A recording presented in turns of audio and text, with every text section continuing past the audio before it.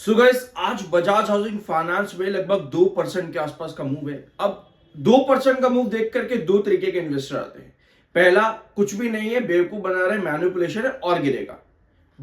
एक बात होगी। दूसरी बात आती है, लगता है अब यहां से बड़ा ब्रेकआउट, कुछ बड़ा होने वाला है। दोनों बातें हैं, दोनों पर कोई एनालिसिस नहीं है। आपने ये दोनों बातें सुन ली। अब आप परेशान हो कि भाई अगर ऐसा है तो मैं क्या करूं। ऐसे में आपको मालूम होना चाहिए कि कंपनी का फॉर्मेशन क्या है, यानी कि चार्ट का फॉर्मेशन। लास्ट वीडियो में हमने कंपनी के काफी सारे रेशियोज डिस्कस करे थे। आज कंपनी से रिलेटेड एक अपडेट भी है, उस अपडेट को समझते हैं, फिर आएंगे इसके चार्ट पर और टेक्निकल पर। क्योंकि आज की रिकवरी, भले ही आपको लग रहा हो कि मार्केट आज के दिन रिकवर किया इस वजह से रिकवरी है, लेकिन आज की रिकवरी उसके कुछ अलग भी है। समझते हैं। I am NISM 7 certified, subscribe जरूर कर देना। Here is my certificate. शुरू करते हैं एनसीडीज, जो कि आज कंपनी ने अपडेट दी है। बजाज हाउसिंग फाइनेंस ने आज 500 करोड़ के एनसीडी फंड रेज की अपडेट दी है।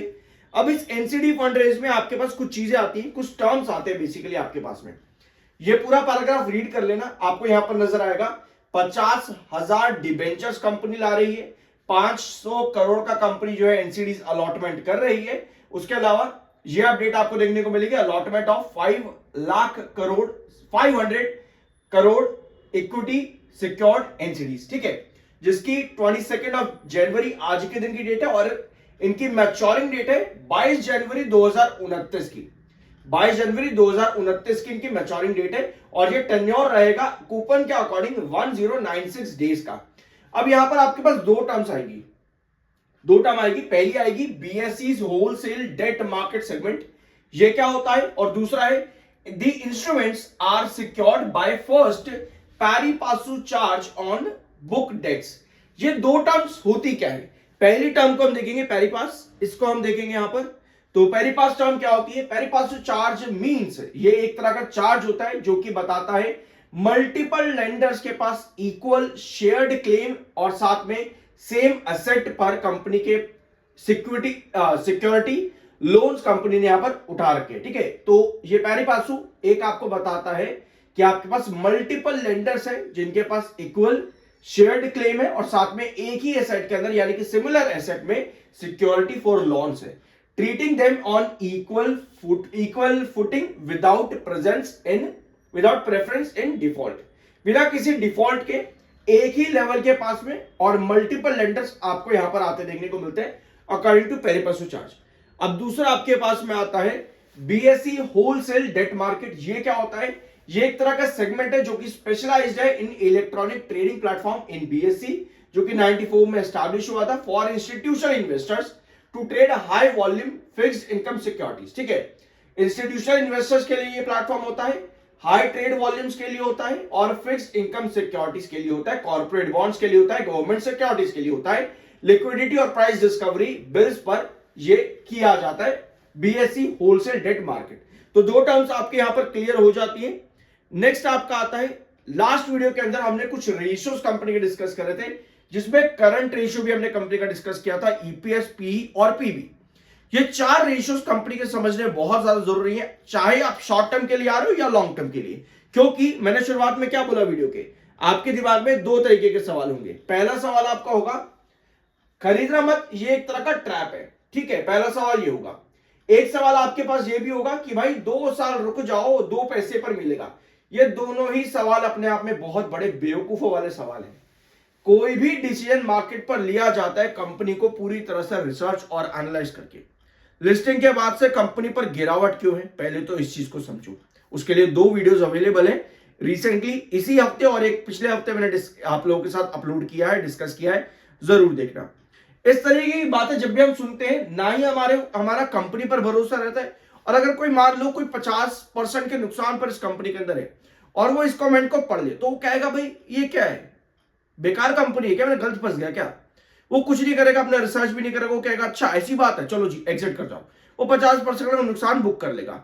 कोई भी कंपनी तब तक खराब रहती है जब तक उसके फंडामेंटल और फाइनेंशियल वीक है, बट कंपनी रिकवर कर सकती है जब उसके फंडामेंटल फाइनेंशियल दोनों रिकवर करें।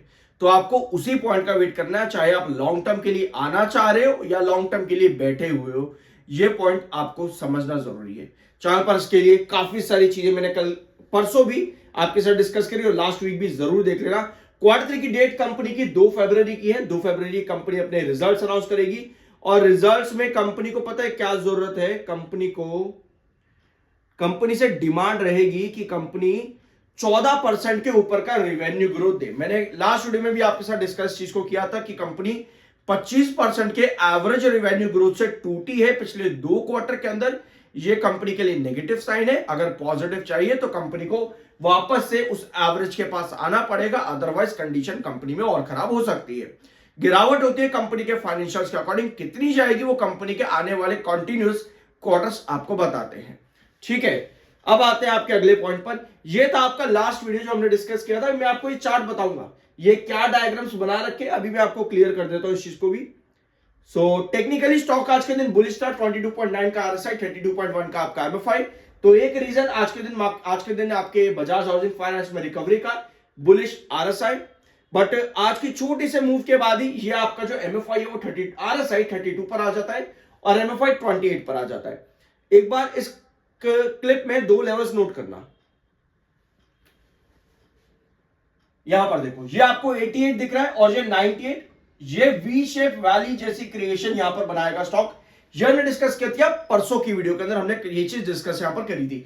88 का बेस है, 98 का रेस्ट्रिक्शन। अगर आपको चाहिए ब्रेकआउट, यही चीजें मैं यहां पर एक्सप्लेन भी कर रहा हूं, ऑडियो मैंने म्यूट कर रखे, जरूर देख लेना जाकर के। अगर आप चाहते हो कुछ लंबा ब्रेकआउट मिले तो 98 ब्रेक करना जरूरी है, अदरवाइज स्टॉक नेक्स्ट में फिर आपको 88 भी ब्रेक डाउन कर देगा। और यही आज के दिन हुआ भी है।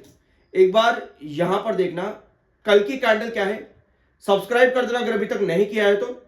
ये है आपकी कल के दिन की कैंडल, इसको आप हैमर कैंडल भी कहते हो। इस कैंडल को आज के दिन मैंने बीएससी और वारी एनर्जीज के वीडियोस पर बहुत अच्छे से एक्सप्लेन किया है, जरूर देखना उसको भी। और ये कैंडल कल के दिन ड्रॉप होती है 88 पर। हैमर कैंडल आपको एक चीज पता होगी कि बायर इंडिकेट करती है, बट वो बायर अगले सेशन के लिए, वो बायर आने वाले नेक्स्ट सेशन कितना सस्टेन करेंगे वो नहीं बताती है ये आपको हैमर कैंडल। समझे इस चीज को, यानी कि यहां पर देखो, ये आपका 98 का रिस्ट्रिक्शन है, 98 का रिस्ट्रिक्शन। अगर आपको स्टॉक में 88 से 98 वापस आता देखने को मिलता है, ये बहुत शॉर्ट टर्म मोमेंटम रहेगा। दूसरा, बीच में एक रिस्ट्रिक्शन आता है आपका 94 के पास में। ये 3 लेवल्स हमने डिस्कस किए थे लास्ट वीडियो के अंदर, क्योंकि मार्केट एक्सपर्ट्स के ये पोजीशन थी। अब क्यों थी उसको पूरा एक्सप्लेन मैंने यहां पर किया था पिछले वीडियो के अंदर। तो 88 आपका हैमर एंड कैंडल बना करके रिकवर आज के दिन बना करके गया लगभग 2% के आसपास। अब यहां से 94 का पहला हर्डल है, 98 का दूसरा हर्डल है। ये लंबे ब्रेकआउट्स के लिए दोनों को ही सरपास करना जरूरी है, अदरवाइज कोई भी रिजेक्शन फेस करते ही 88 पर वापस से आते ही स्टॉक में और ड्रॉप आ सकता है अगर कंपनी अपने फाइनेंशियल्स को इंप्रूव नहीं करती तो। सो कमिंग सेशंस के अंदर 94 और 98 अगर ये 2 लेवल्स आपके मिलते हैं तो ही आपके लॉन्ग टर्म ब्रेकआउट्स बनेंगे, अदरवाइज आपको यहां पर शॉर्ट टर्म के अंदर वापस से 88 आता देखने को मिलेगा। और शायद कंपनी अगर रिजल्ट्स अच्छा ना दे अपने, तो हो सकता है कि 88 भी आपका ब्रेक डाउन हो जाए। कोई भी बड़े ब्रेकआउट्स के लिए कंपनी अगर एक चार्ट को फॉर्म कर रही है तो उस चार्ट पर कंपनी के रिजल्ट्स का जस्टिफिकेशन मिलना जरूरी है।